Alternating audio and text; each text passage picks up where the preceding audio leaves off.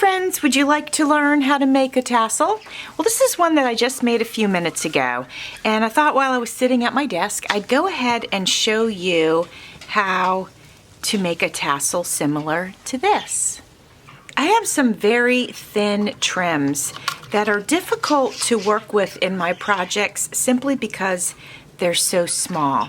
So I thought what I would do is turn some of these trims into a tassel. Now before I get too far into it, I wanted to mention to you that one of the ways that you can make a tassel, take a container or even a piece of cardboard, it could be anything, it could be something like this, it could be a piece of cardboard, and you can take and wrap your trim around it like this. Matter of fact, let's just do one for you like this. So if I'm going to actually do it, instead of showing you the example, you want to make sure if you use a container as opposed to cardboard, make sure there's not going to be anything in your way because you're going to have to slide this off of there. So let's do one for real. Now let me see if I can find the end. Okay, here we go. So take your trim and wrap it around here, and you've got to wrap it around, I mean, at least 25 times. I don't really count, I just eyeball it, but 25 is still going to give you a pretty thin tassel, especially if you're working with something like this that I'm working with. Now I want to mix up my colors a little bit, and this is what I wanted to show you. If you do it this way and you're trying to mix up your colors, they kind of layer one on top of each other, and it's not going to be as good of a mix as you might like. And so to make sure that I'm able to show you what I'm talking about, we'll go ahead and take a second color, this one, and we will wrap this one around. And do you see how you can't help but go over top of the other one? And so this dark pink is going to be the one on the outside. The next thing that you're going to want to do is grab a ring. And if you don't have these, that's okay. You can use string or ribbon or whatever you want. It's essentially going to do the same exact thing.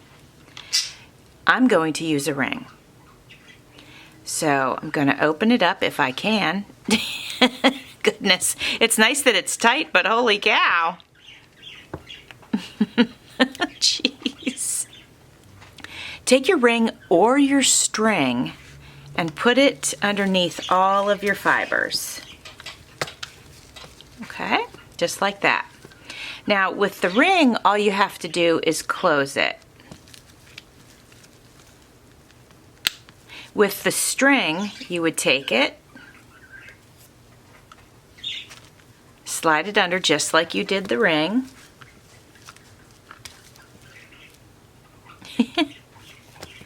I feel like I'm all thumbs today. Okay, take that, and you're going to tie it, and you're going to double knot it. I'm not going to because I'm using a ring, but that's what you're going to do for this part of it, okay? Actually, I am going to double knot this because I want to show you if I wasn't using the ring, I would take this, and now that's nice and secure, and then I would take this, these two, wrap them around and make another knot. Okay, we make another knot, and you can make it, you can make this hole, it's going to end up being basically essentially a ring, and you can make it small or you can make it big. If you wanted to hang it in your house and say over a doorknob or on your bedpost or just something like that, you'd make it bigger. Okay, so you would want to think about it, what you would be using this for. If you want to use this on a journal like we're doing, you'd make it smaller. If you want to hang it from your rear view mirror, you would probably make it big enough so that it could get over the mirror thing, okay? If you want to hang it from your purse, you're going to want to go smaller, okay? So you just think about that as far as how large you want your ring to be, okay? So I'm going to leave that there for now, because the next thing we do is pull our ribbons or fibers or even cloth, whatever you're using, off of whatever it was that you wrapped it around. And then we're going to take this and you're going to pull either your ribbon or your ring, you're going to pull it tight, okay?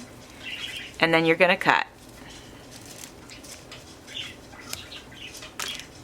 I was so focused on sharing this with you, I cut this first and I should have waited. It's not the end of the world. You can cut first if you want to, but it's a little bit easier if you wait on the cutting, okay? And since you know what this is for now, I'm gonna go ahead and get rid of it because we don't need it. I just wanted to show you both ways. So let's get rid of that. And now, to secure these into place so they're not flying around all over the place, I'm going to go ahead and just grab my clothespin. You could use any clip, and it's not totally necessary to do this, but this satin ribbon's pretty fine, so I want to keep it under control. So I'm going to grab another piece of satin ribbon. And now we're going to take that and wrap it around all of our fibers, okay? And we are going to double knot it for sure, and I always actually triple knot it. Try to get it as tight as you can, because if you don't, your fibers can come undone really easily. And so to make sure, because I feel like mine's a little bit loose, I'm coming around to the other side and I'm going to do it even tighter. Yeah, did you see how much that tightened up? I don't know if you could tell, but it definitely did tighten up. Now I'm going to get my clothespin out of the way because I want to hold that down with my finger, and it can be a little bit of a challenge to hold that down with your finger and make another knot, but it can be done.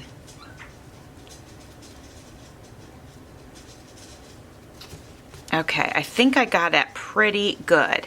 Now I'm going to take this, and you can see it's kind of lopsided and funny on top. So now I'm just going to go ahead and pull my fibers down.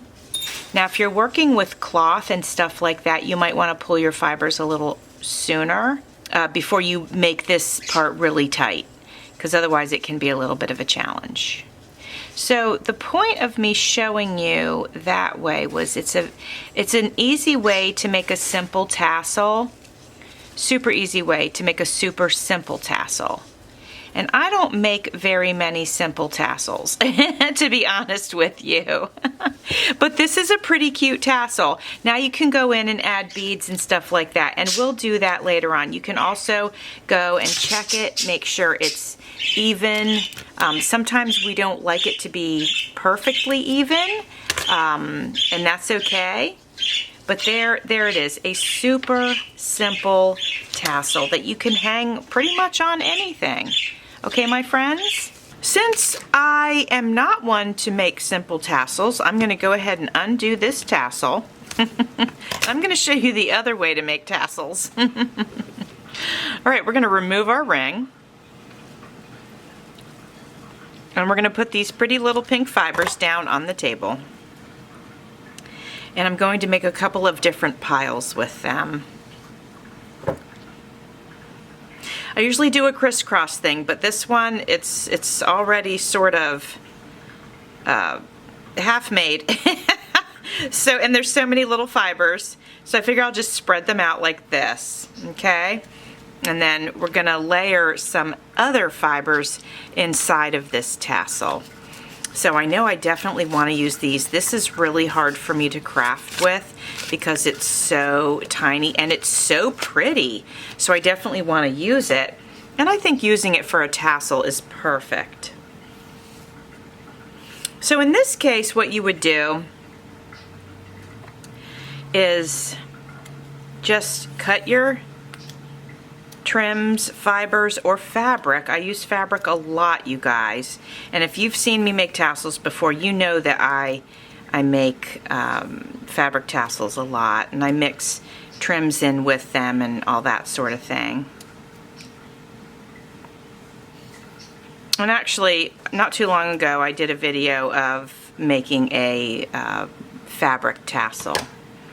All right, so we have some of that in there. Now let's find Let's find some pretty fibers to put in there. I know that I have some in here. Let me find them. Ooh, this would be kind of cool to make sort of a spring tassel. That's kind of neat. Okay, let's switch this up and turn this into a pretty spring tassel. How about that? Oh, that's going to be so pretty. I love it already. And if we have too many of these, you know, I can always remove some. It's no big deal. All right, let's also find some more. Oh, here's a nice fluffy one. How about this? This will be super pretty to put in there.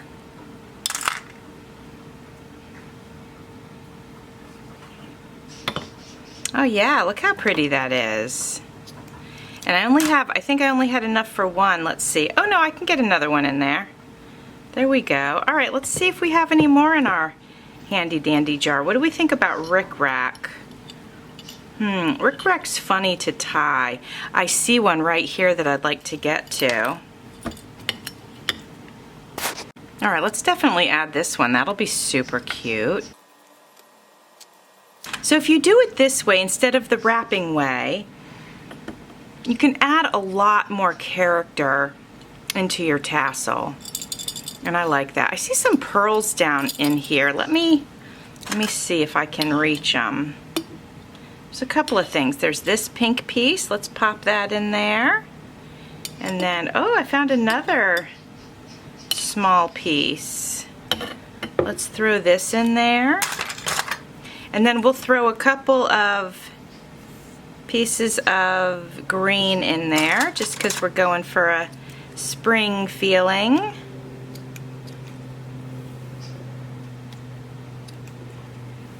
All right, that's looking pretty. All right, my friends, I think now we'll just put a few strands of green in there, and I think we'll have a pretty springtime tassel.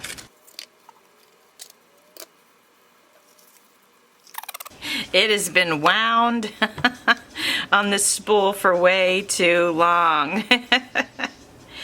I picked this up at the thrift store, and so who knows how old it is, but it definitely wants to curl. Oh my goodness. All right, one more. All right, and then I'll try to get them to straighten out just enough so I can get our ring on everything. Maybe, you know what we'll do, instead of fighting with them, we'll set them aside. I'm going to use them, but I'll put them in once I get the ring on, okay? So where is that ring that I had? Here it is. Oh, I shouldn't have closed it. It was so hard to get open the first time. All right, here we go. So we're gathering up our fibers.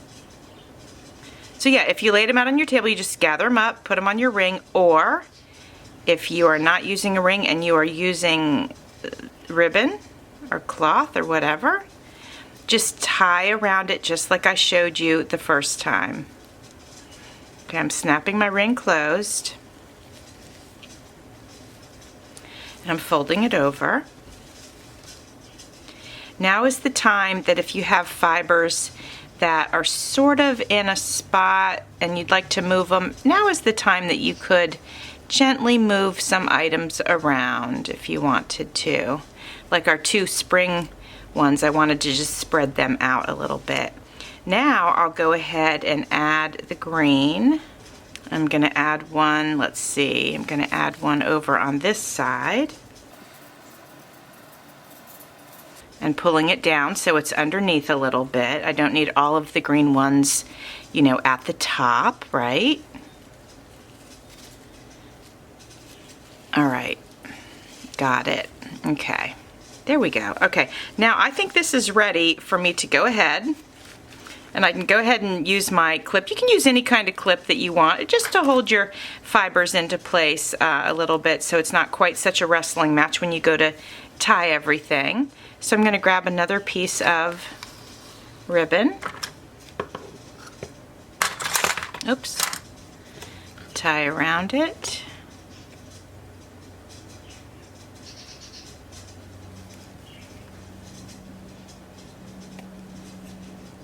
I was just checking to make sure there wasn't anything sticking up, because now's the time to sort of tug at it if there is. I'm going to try to hold this with my finger and pull this tight. I don't know how tight I got it, so let me go around it on this side one more time. Yep, I was able to get it a little bit tighter, so let me see if I'm able to hold that down. Sometimes, you know, my finger moves and then it loosens up a little bit. All right, hopefully though, we got it good and tight. You could use one of these if you wanted to hold your fibers into place. All right, now let's have a little look. I'm going to tug on this one a little bit. And this one I'm going to move over here just a little bit.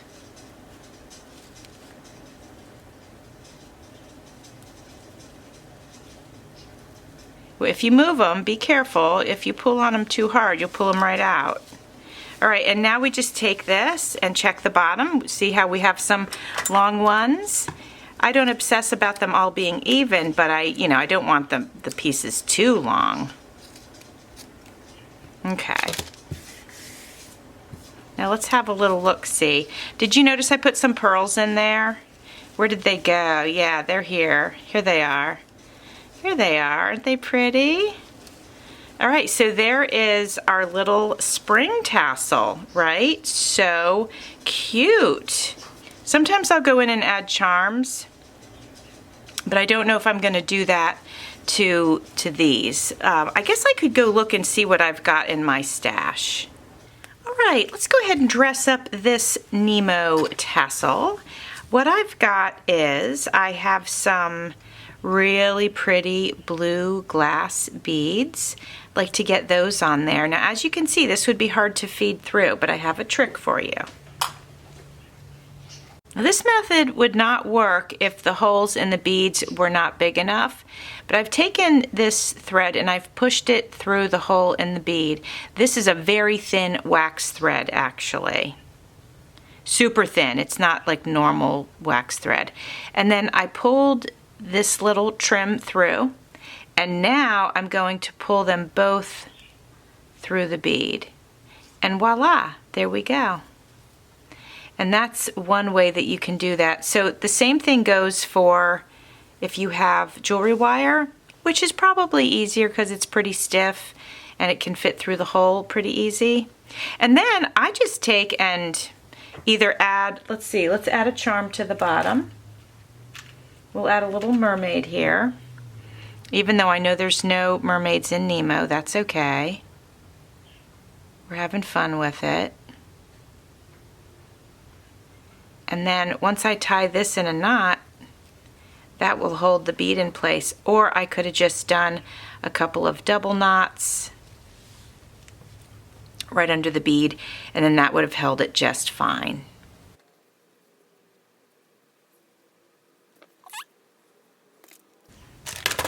And so there we go. That's how that's going to look. Whoops, turn it like that. So that's pretty cute, right? All right, so I'm going to go ahead and add some charms to these, and then I'll show you the finished product. Hello, my friends. All right, so I wanted to share with you the 3 tassels that I completed. You saw me work on a couple of them. Well, you saw me work on the pink one. So let's start with this one, because this is the one that I introduced to you in the very beginning of this video. So what I did was I added some beads. So you can see this pretty glass bead here and this sail charm. This is a sailboat. And then there's a blue bead right here. And there's some sort of teal colored beads. There should be 3 teal, 3 of the blue glass. Oh yeah, and this cute little bucket. It's a sand bucket and shovel, and it's a charm. Isn't that so cute? So lots of goodies inside of this tassel. All of these tassels will be available in my Etsy shop, just so that you know. And for the, oh, and here's a mermaid. For those of you who don't know, what do we do with these tassels? Well, some people hang them in their house for decor, but frequently us junk journalers, we hang them on the end of our journal. But some people hang them in their cars. You can just wherever, purse charms, you can use it as a purse charm if you wanted to. So there's the first one. Now the next one, which this is the one that you guys saw me put together, and I showed you 2 different ways to do that, but we have some white pearls, we have pink pearls, we have this, since this is our springtime one, we have this adorable water well. I just think it's so cute. On this side we have a bike, because you know you can start to go bicycling in the springtime, and some more beads. Oh yeah, and pink, these were already in here, but the pink pearls, I can't remember if I had showed those to you early. And then here is a charm, and it is a music note that represents the birds singing. So we got our bike and our beads and our well and our little music note and all this fun, beautiful stuff in this charm. I mean, in this tassel. And then I was watching a video and I decided I wanted to make another tassel while I was watching the video. So this one I went ahead and I used fabric, and I wanted to show you guys that you can do that. So you see I used some satin trim, but then I also added some fabric, and this was leftover fabric from a project that I recently finished, and I wasn't sure what to do with it. So I decided to go ahead and create this tassel. You can see here that I repurposed an earring, and the colors go really nicely with it. And I added some nice big beads in blue and pink. And so everything coordinates really nicely. So friends, these are the 3 tassels that I wanted to share with you today. As mentioned, they'll all be available in my Etsy shop if you are interested. Thanks for watching. See you soon.